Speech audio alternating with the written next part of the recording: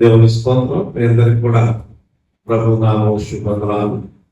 ప్రభునందు ప్రియులారా, మార్కు సువార్త 10వ అధ్యాయం. మార్కు సువార్త 10వ అధ్యాయం 32 నుంచి 34 కానీ మత్తయి సువార్త 20వ అధ్యాయం 17, 18, 19 కానీ లూకా సువార్త 18వ అధ్యాయం 31 నుండి 34 కానీ ఈ 3 చోట్ల ఒకే సంగతి మనకు కనపడతాం. ప్రభువు యెరూషలేమునకు వెళ్ళుదుము రండి అని శిష్యులతో మాట్లాడుతూ ఒక చోట యేసు ప్రభు యెరూషలేమునకు వెళ్ళుదుము రండి అని అంటే శిష్యులు ఏమన్నా తెలిసిందా? ఆయనతో పాటు మనం కూడా సాగటానికి వెళదాం బండి.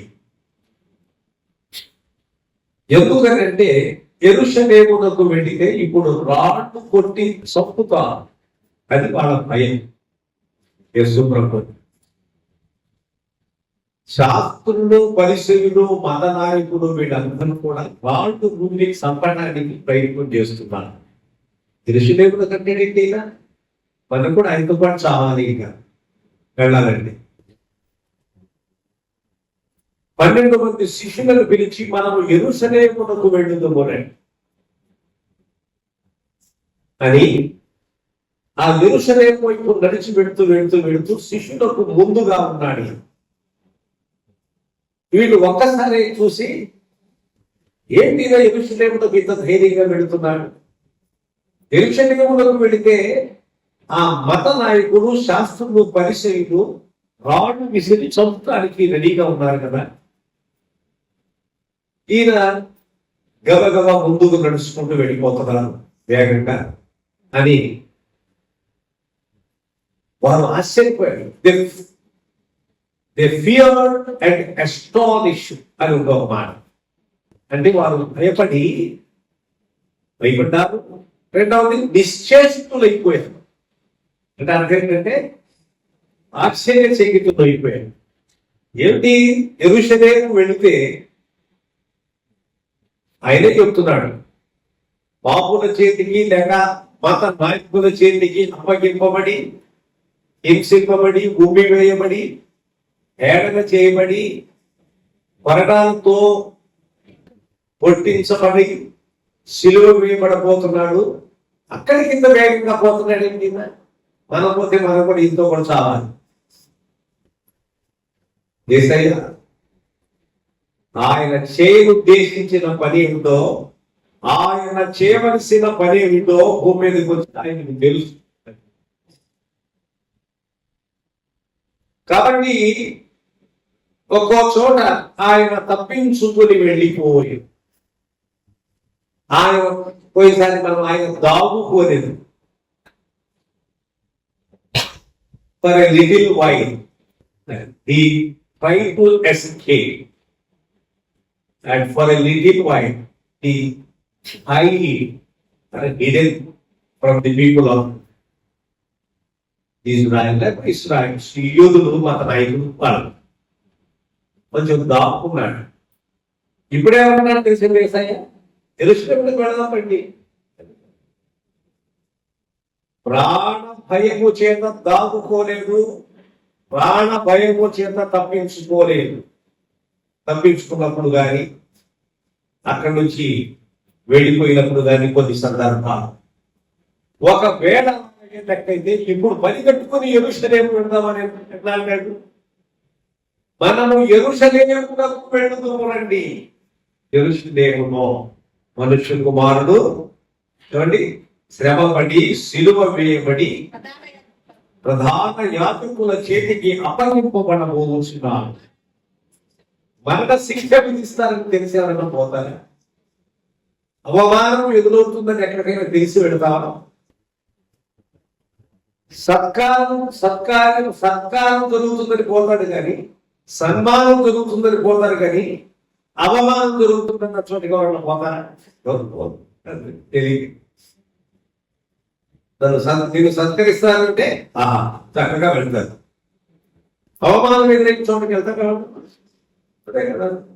ఏ వీధులైతే యేసుక్రీస్తు ప్రభు అద్భుత కార్యాలు చేశారో, ఏ వీధులైతే దయ్యములు వెళ్ళగొట్టారో, ఏ వీధుల్లో అయితే ఆయన రోగులను స్వస్థపరుస్తూ వచ్చాడో, ఏ వీధుల గుండా పెడుతూ ఆయన అనేక విధాలైనటువంటి రోగులైన వారిని స్వస్థపరిచి చనిపోయిన వారిని సహా లేపుతూ వచ్చాడు, అదే బజార్లో అదే వీధుల గుండా ఇప్పుడు వెళ్ళబోతుంటే అందరూ హేళన చేసి కళ్ళ ఉండి వేసి కళ్ళ గద్దలు కట్టి నిన్ను ఎవరు కొట్టారో తెలుసుకో అని చిన్నపిల్లలాగా హేళన చేయబోతున్న ఆ ప్రాంతానికి, ఆ ప్రదేశానికి వాడిని నిలదనుకుంటాడు ఎవరన్నా. అదే అసాధారణమైన వ్యక్తి ఆయన. మనుషులకు మంచిగా ఆయన. అందుకని యేసు నరుడు కాడు, ఆయన నరుడని కొనబడకండి. ఏమండి? ఈయన దేవుని కుమారుడు, నిజముగా ఈయన దేవుని కుమారుడు, కరుణని కొనబడకండి. ఈయన దేవుని కుమారుడు, క్రీస్తును గూర్చి నీకు ఏమి తోచుతున్నది? కరుణని నరుడని కొనబడకండి, కరుణని నరుడని కొనబడకండి. దేవుని కుమారుడు, దేవుని నీవు దేవుని పరిశుద్ధుడావు, మాలోనికి రావగలుచు. నీవు దేవుని పరిశుద్ధుడావు, మాలోనికి రావగలుచు. ధైర్యము లేకుండి మీతో చూచుచున్నది. ధైర్యము లేకుండి మీతో చూచుచున్నది. క్రీస్తును గూర్చి నీకు ఏమి తోచుచున్నది? కరుణని నరుడని కొనబడకండి, కరుణని నరుడని కొనబడకండి. దేవుని కుమారుడు, ఈయన దేవుని కుమారుడు. ఎవరితో పోలిక చేయడానికి కుదరదు. యేసు క్రీస్తు ప్రభు యొక్క లక్షణములు, ఆయన దైవత్వము, ఆయన చర్యలు, ఆయన కార్యములు. సత్కరిస్తే పోతాను, సన్మానం చేస్తే పోతాను, పట్టుకుని హేళన చేసి వేస్తారంటే గబగబ ముందు నడుస్తున్నారే. అపోస్తలులు లేకపోతే ఉంటావు శిష్యులు. The disciples of Jesus, they feared and astonished. మరి భయపడ్డా నిశ్చేషితులయ్యారు. ఏమిటి చేస్తాం కదా, ఏమిటి పనులు, ఏంతో పోయామంటే మనం కూడా చంపేస్తాం, భయపడతాం. కానీ యేసు ప్రభు చర్యలేవి, ఆయన ఆలోచనలు, ఆయన తలంపులు, ఆయన చేసిన క్రియలు. అందుకని ఆయన ప్రత్యేకమైనటువంటి, అందరిలో ప్రత్యేకమైన వాడు, అన్నిటికంటే ముందున్నటువంటి వాడు. అంతేకాదు, ఈయన నిరంతరములో సర్వాధికారి నుండి నిరంతరములో స్తోత్రాలు ఉన్నాడు. కాబట్టి ప్రభు యొక్క చర్యలు మనుషులకి అర్థం కావు. ఆయన చేసిన కార్యములో ఆ రోజు అర్థం కాల, కాబట్టి ఈనాటికి కూడా అర్థం కాదు. అంత తేలిగ్గా అర్థం. ఎందుకు ఆయన ఈ పనులన్నీ జరిగిస్తూ వచ్చారంటే ఒక్కటే సింపుల్ మాట, for the reason for the very redemption of the world. ప్రపంచం యొక్క విమోచన, లోకములో ఉన్న మనుషులందరి యొక్క విమోచన కొరకు, లోకమంతటి కొరకు. బాప్తిస్మిచ్చి యోహాను 1:31 వచనంలో, ఇదిగో లోక పాపమును మోసుకొని పోవు దేవుని గొర్రె పిల్ల. యోహాను 1:1 ఏం చదువుతున్నా? యేసు ప్రభువును చూపించి ఇలా చూపిస్తున్నాడు. ఈ శిష్యులు వెనకాల ఈ రోజు పోయారు. సరే మాట్లాడేటప్పటికి మరునాడు యేసు, యోహాను యేసు తన యొక్కకు రాగా చూచి, ఇదిగో ఇదిగో behold, this is the lamb of, కాబట్టి this is the lamb, గొర్రె పిల్ల.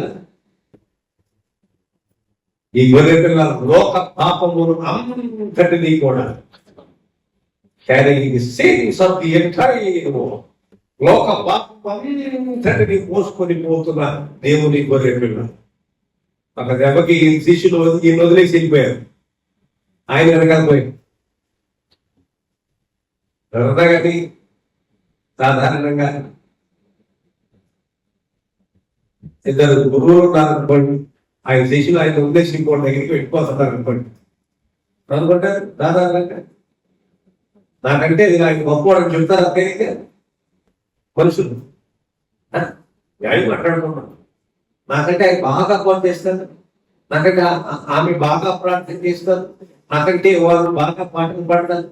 ఒప్పుటా ఒప్పు, నేనే పాడతా ప్రజలు పాటలు, నేనే బాగు చేస్తా పాట. ఇదేమన్నాడు? ఆయన చెప్పుల వారు విప్పుటకు కూడా యోగ్యుడి కాదు. I am unworthy to untie his lace. Unworthy to untie. Untie అంటే విప్పటం, టై అంటే కట్టడం.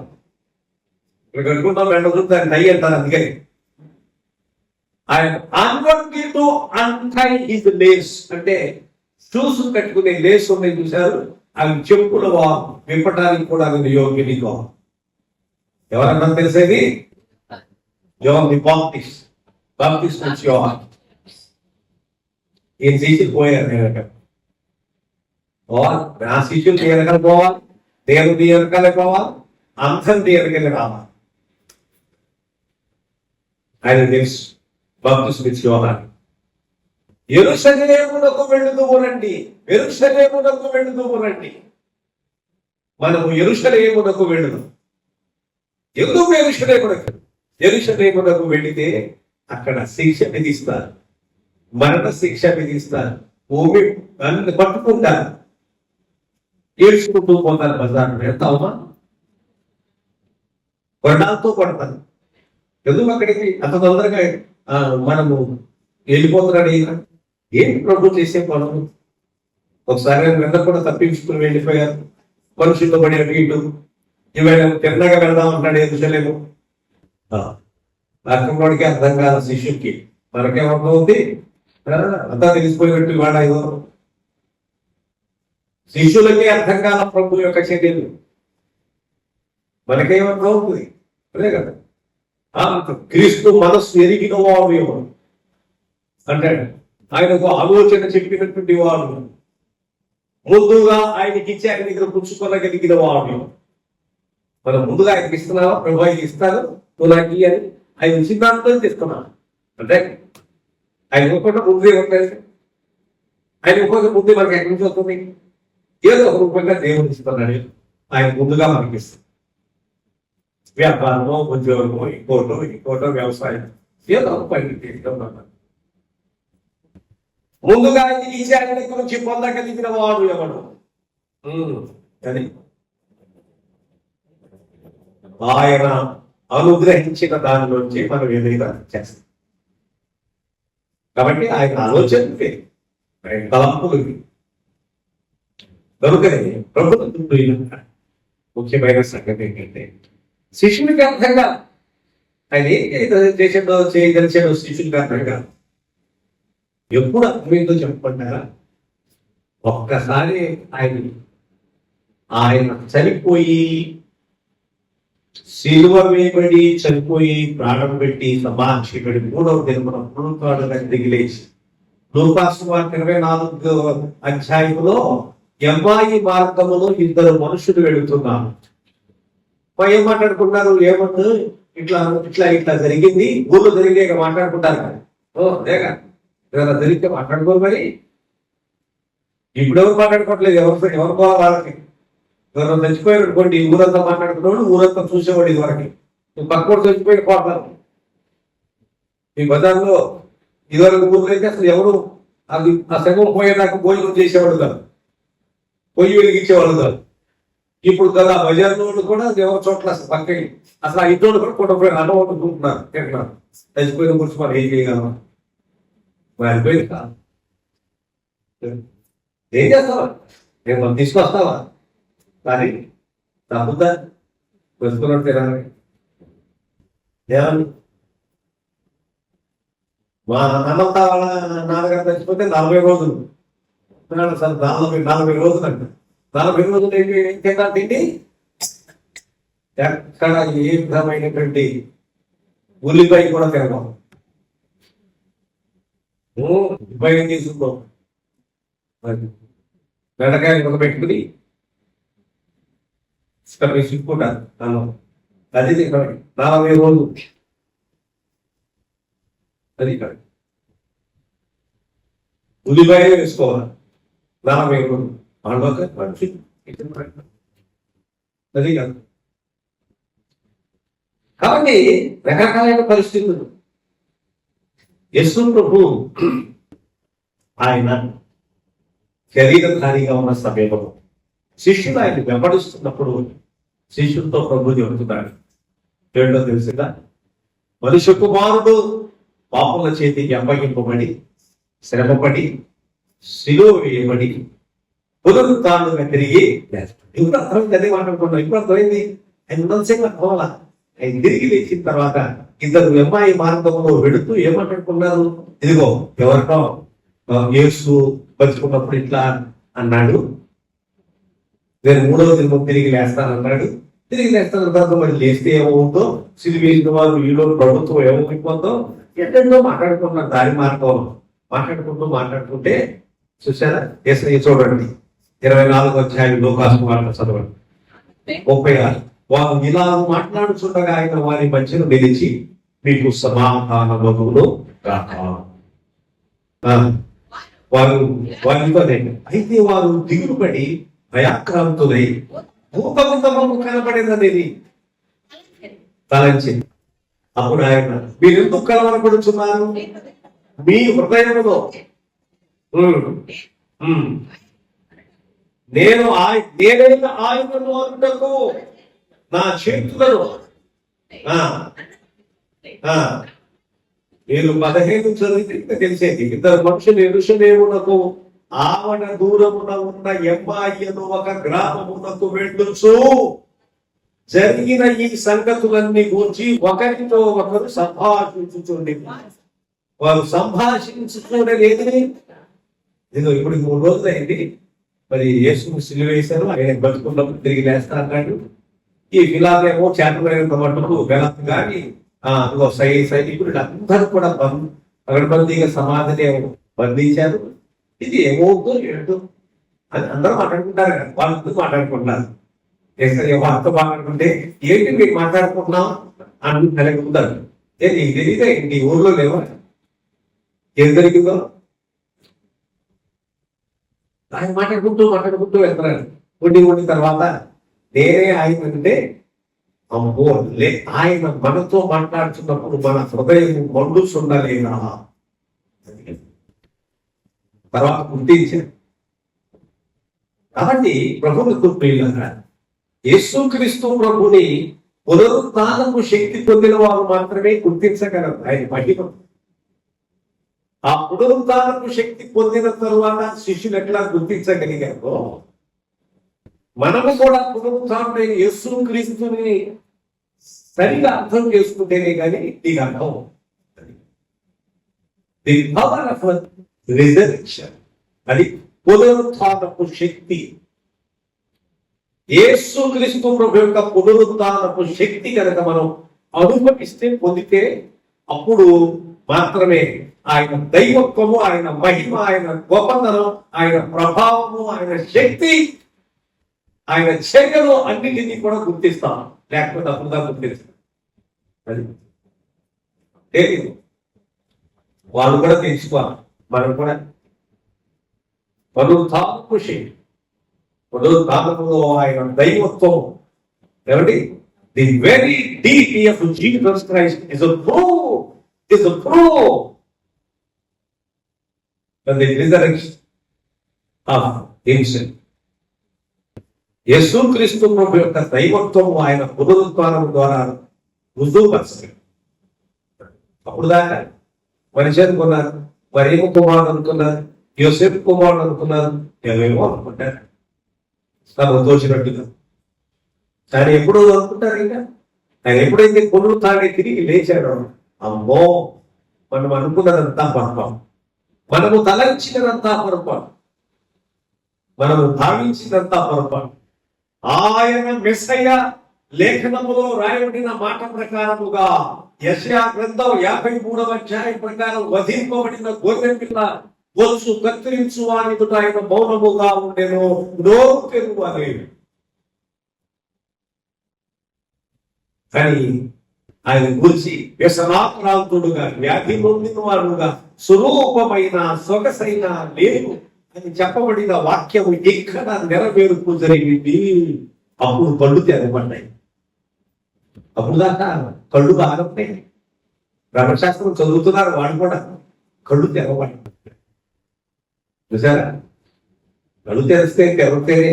మత్తయి సువార్త, మార్కు సువార్త, లూకా సువార్తలో 3 వచనాలు, ఒక్క చోట మాత్రం లూకా సువార్తలో 4 వచనాలు ఉన్నట్టుగా పేరాగ్రాఫ్ కనబడుతుంది. ఇదే సంగతిలో ప్రస్తావించబడ్డ యెరూషలేమునకు వెళ్తున్న మాటండి. ఎందుకంటే యెరూషలేములో నిందించబోతున్నారు, యెరూషలేములో హింసించబోతున్నారు, యెరూషలేములో హేళన చేయబోతున్నారు, యెరూషలేములో ఆయన్ని అపహసించబోతున్నారు, పట్టుకుని ఈడ్చుకుని పోలై ఉన్నారు. అక్కడికి వెళ్దామండి. ఎవరో చెప్తాడు బుద్ధిగలకు, ఆయనంట తప్పించిపోయాడు. నీకేం తెలుసు? శిష్యుడికి అర్థం కాదంటే మేము లోపల మాకు అర్థం కాదు. బైబుల్ ఒక రాయికి చూపిస్తాడు బుద్ధిగలు, నీకేం తెలుసు? యేసు ప్రభు తెలియదు, బైబుల్ సంగతి నీకేం తెలుస్తాడు? తెలియనోడు తెలియనట్టు మౌనం ఉంటాడు. ఆయన మర్చిపోయాడు. ఏదో చెప్తాను కూర్చుని ఒకడు జ్ఞానం లేనివాడు లేదా. ఇప్పుడు చదువుకొని ఇక్కడ చేసి రోజు చదువుకొని, రోజు ప్రార్థన, పద్దాక బైబుల్ చదువుకున్న వాడికి అర్థం కాదు. తప్పులు ఎట్లా దొరుకుతాయి ఒక్కొక్కటి. తప్పులే వెతుకుతాడు. అదే కదా, తప్పించిపోయాడు బాగా ఎలుచుకోవడానికి వెళ్దామని ఒక టైం ఉంటాయి చేయాల్సిన పని. అప్పుడు దాకా అదే కదా, లిటిల్ వై కొద్దిసేపు కొత్త పక్కకు వెళ్ళారు. వెళ్ళాలి, చేయాల్సిన పని ఉంది. అప్పుడు దాకా వెళ్ళారు. ఒక టైం వచ్చింది ఏంటంటే ఏ విషయం పెట్టాడు. ఆయనే చెప్తున్నాడు, మనుష్య కుమారుడు పాపుల చేతికి అప్పగింపబడి, హింసింపబడి, సిలువ వేయబడి, దానికి పోయి సమాధి చేయబడి 3వ దినము తిరిగి లేచుట అగత్యము అవసరం. త్వరగానే నేను పోలీసు పునరుత్థానమందు ప్రభువునందు ప్రియులారా, వీళ్ళందరూ అనుకున్నారు, ఇదిగో మనము యెరూషలేమునకు వెళ్ళుచున్నాం. మనం యెరూషలేముకు వెళుతున్నాం. వాళ్ళకే భయపడుతున్నాం. యెరూషలేముకు వెళ్దామంటే అదే కదా, యెరూషలేముకు వెళ్దాం అదే కదా. నువ్వు కూడా ప్రభుత్వం పాటు నడవాలనుకుంటే శిష్యులు ఎరుషలేమునకు వెళ్ళటానికి భయపడకుండా మనం కూడా ఇప్పుడు ప్రభుత్వం నడవాలనుకుంటే కొన్ని పాటలు చేసుకుంటుండండి ఇదేందా ఉండే పాటలు పాడితే మనం అదే కదా చేసుకుంటాం పాటలు పాడితే పద్యాలు పాడితే మనం పాటలకే వచ్చు అదే కదా చిన్నపిల్లలు ఎంత పిల్లలు పాటలు పాడతాయి నేర్చుకోవడం ఎవరు అవును దాంట్లో సారాంశం ఏం తెలుస్తుంది కదండి పాట పాట ఏంటి కథ ఏంటి తెలియదు కదా అదో పాట కాబట్టి సండే స్కూల్లో చిన్నపిల్లలు పాట అంటే చక్కగా అనుభవం ఇంకా పెద్ద భాషలో ఉన్న పెద్ద పెద్ద సాహిత్యంతో ఉన్న పాట పెట్టడంలో చిన్నపిల్లలు అర్థం కాకపోయిన పాడటం అంటే కుదురుతుంది చిన్నపిల్లలు చిన్న సండే స్కూల్లో పాట అందరికి అర్థమవుతుంది ఆడ భాష చిన్న పాట పెద్దవారు దగ్గర పాట అంతే కదా అందుకని ఇదిగో మనం ఈ విషయంలోకి వెళ్ళిస్తున్నాం మనుష్య కుమారుడు ప్రధాన యాజకులకు శాస్త్రులకు అప్పగింపబడు ఆయన మరణ శిక్ష విధిస్తారు ఆయనలో అది కాబట్టి వస్తాను అన్నట్టుగా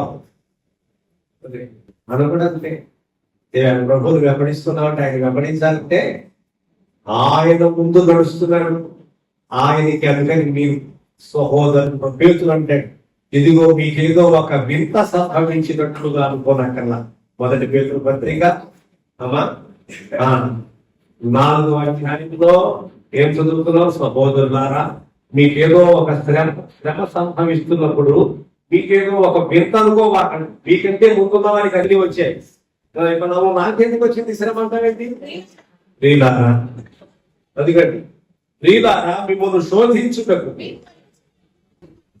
మొదటి పేతురు పత్రిక 4వ అధ్యాయం 12వ వచనం మీకు కలుగుతున్న అగ్ని వంటి మహాశ్రమలు గూర్చి మీకేదో ఒక వింత వింత వింత సంభవించినట్లుగా ఆశ్చర్యపడకూడి కాబట్టి క్రీస్తు మహిమ బయలుపరచబడినప్పుడు మీరు మహానందముతో సంతోష నిమిత్తము క్రీస్తు శ్రమలలో మీరు బారివారైన అది నీకేదో వింత అనుకోవా నాకే వచ్చింది శ్రమలు వింతలా భరించమని మనకంటే ముందున్న వారు అనుభవించారు మనకంటే ముందున్న వారు శ్రమలు అనుభవించారు శ్రమలలో ఉంటే వెళ్తున్నాం మనం కూడా అది ఎప్పుడు ఆపదలు ఉంటాయి శ్రమలు ఉంటాయి ఆపదలు రెండో కొన్ని పత్రిక 12వ అధ్యాయంలో పౌలు ఈ ఆపదల గురించి మాట్లాడతారు నదుల వలన ఆపదలు బంధువుల వలన ఆపదలు శత్రు వలన ఆపదలు ఐదు వాడి వల్ల ఆపదలు కాని వాడి వల్ల ఆపదలు ఆపదలు పేరెంట్స్ అమ్మా అనేక పర్యాయము ప్రయాణంలో నదుల వలన ఆపదలను దొంగల వలన ఆపదలు నా స్వజనుల వలన నాకు ఆపదలు అన్నింటిల వలన ఆపదలు పట్టణముల ఆపదలు అరణ్యములో ఆపదలు సముద్రముల ఆపదలు కాకుండా సహోదరులు ఉన్నారు చూసారు వాళ్ళ వల్ల ఆపదలు బైబుల్ నేను నా బాధ తీసేసి చెడపోతే ఆపదలు కొన్ని పెరుగుచుకుంటూ పోవాల్సింది బాధలన్నీ శ్రమల గురించి వెళ్ళాలి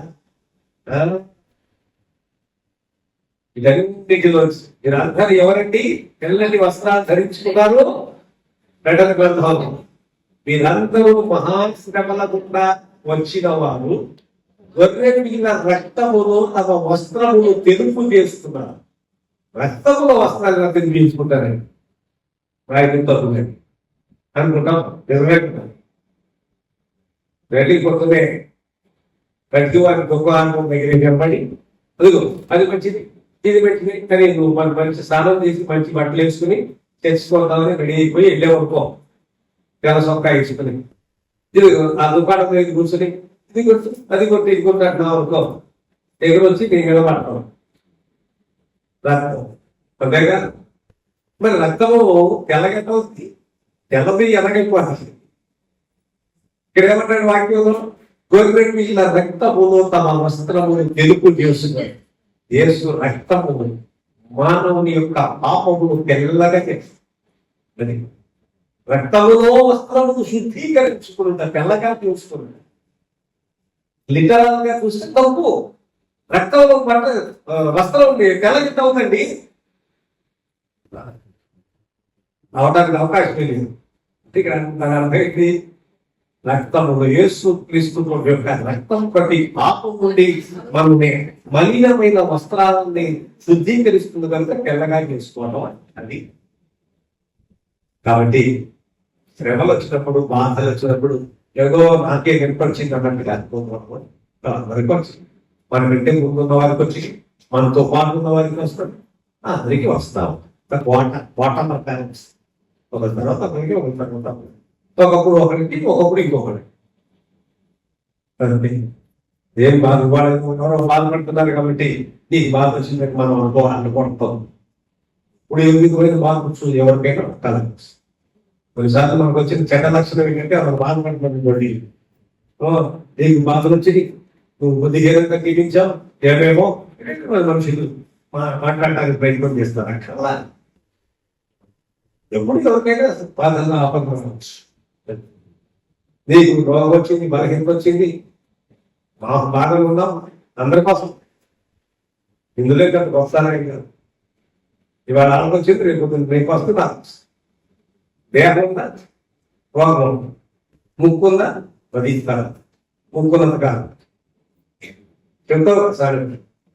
ముక్కు ఉంది కదా, తీసేస్తే వేరే తన ఉన్నది కాదు. దేహం ఉంది కదా, అప్పటిదాకా రోగం.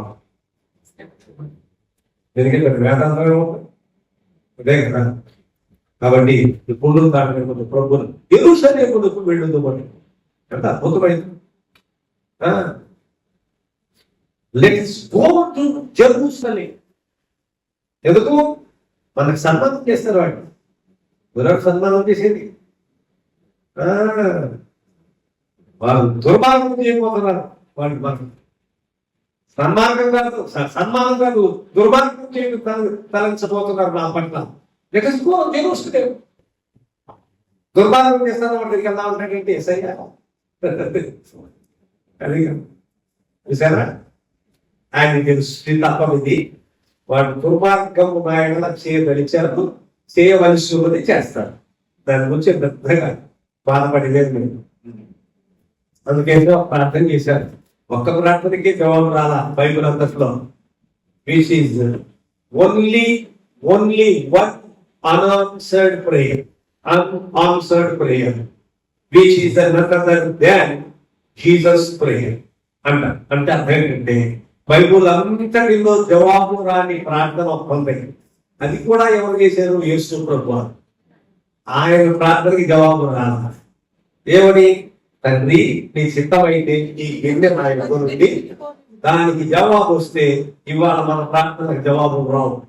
అది కాదు. ఇవాళ మన ప్రార్థనలన్నిటికి జవాబు రావాలంటే దానికి జవాబు రాకూడదు. ఏ ప్రార్థనకైనా ఎస్ ఆలకించటం, నో జరగదు అంటాం, 3 కనిపెట్టుకుని ఉండు అంటాం. 3 రకాల జవాబులు ఉంటాయి. కానీ ఈ ప్రార్థనకి ఎస్ లేదు, నో లేదు, వెయిట్ లేదు. ఈ లోపుగానే ఏసై అన్నాడు ఒకటే మాట, అయినా నీ చిత్తమే జరుగుతుందా. ఆ ప్రార్థనకి జవాబు వస్తే మన ప్రార్థనకి జవాబు వచ్చేది కదా. ఇవాళ ఆ ప్రార్థనకి జవాబు రాలేదు కనుక, రాదు కనుక ఆయన సిలువేయబడవలసి వచ్చింది. ఆయన చనిపోయి మార్చి పెట్టి 3 రోజులు ప్రభుత్వాన్ని తిరిగి తెచ్చి తండ్రి ఇప్పుడు ఈ భాషను కూర్చుని మన ప్రార్థనకి జవాబు రావడం కోసం మన కొరకు ఆయన విజ్ఞాపన. అది రాదు.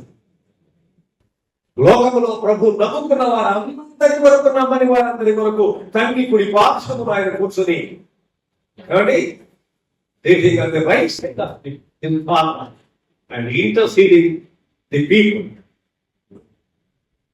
ఎవరి కోసం? అందరి కోసం. మన కోసం ఇంకా ఎక్కువ నవిలో దేవుడు మీకోసం ప్రార్థన చేస్తాడు. మేమేమంతా తెచ్చిపడతాం. కాబట్టి నమ్మేటప్పుడు మా దేవుడు మా కోరుకున్నాడు చెప్పగలం అంతవరకు. మీ దేవుడు మీకోసం చెప్పండి. మీ దేవుడు మా దేవుడు ఒక్క దేవుడు, ఒక్కడే అందరికి తండ్రి, అందరి కోసం విజ్ఞాపన చేస్తారు. అది ఏమేమి మా దేవుడు అని చెప్పాడు. అట్లా ప్రభు ఒక్కడే, బాప్తిస్మం ఒక్కటే, రక్షణ ఒక్కటే, తండ్రి ఒక్కడే, సంఘం ఒక్కటే. బైబిల్ చెప్తుంది మాట. కాబట్టి లెట్ us go. యెరూషలేము వెళ్దాం. అది యెరూషలేము ఏమండి, యెరూషలేములో బాగా మంచి సత్కారం జరుగుతున్నాయి. అదే కదా, మీటింగ్ పెట్టి ఆయన సన్మానం చేస్తారు. రోగులు బాగు చేసినందుకు, దయ్యాలు వెళ్ళగొట్టినందుకు సన్మానం చేస్తే మరి పోస్ట్ దేవులేదే. వీళ్ళు భయపడుతున్నారు శిష్యులు. మనం కూడా ప్రభు అన్నాడు let us go, let's go. అటు నేను తెలుస్తుంది అని ప్రభు అంటే మనం కూడా ఎవరైనా తెలిసిందా? Let's go, new Jerusalem. Let's go new Jerusalem. కొత్త యెరూషలేములో మన స్వాగతం. ఆ యెరూషలేము కాదు, ఇది గొడవ ఎందుకొచ్చింది గొడవ. ఇప్పుడు ఆ యెరూషలేము గొడవ సెప్టెంబర్ 23వ తారీఖు, సెప్టెంబర్ 24వ తారీఖున గత ఉత్సవాలు జరిగింది.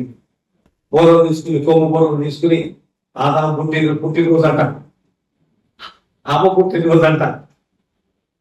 ఆదాము 23 పుట్టితే ఆమె 24 పుట్టిందంటే పుట్టినరోజు చేసుకున్నారు.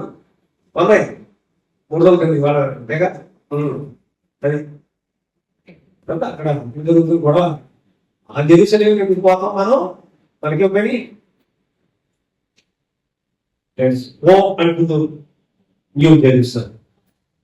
కొత్త ఆకాశం, కొత్త భూమి, కొత్త యెరూషలేము, నూతన యెరూషలేము, పెండ్లికై సిద్ధపరచబడుతున్న ఆ న్యూ జెరూషలేము పోతాం. ఆ జెరూషలేము వదిలే మనకి పని. పునరుత్థానం మన ధైర్యమైన విశ్వాసం ప్రభుత్వాలు అక్కడికి ఆ జెరూషలేము వెళ్దాం. అక్కడేమో అవమానం ఎదురవుతుంది. మనకు మనసులోనే తెలిసిందా ఆయన వెళ్ళారు కాబట్టి ఆ యెరూషలేము మనల్ని ఆ యెరూషలేము తీసుకురావడానికి మనం రమ్మన్నారు. ఇప్పుడు మనం ఆ యెరూషలేము పోవాలి.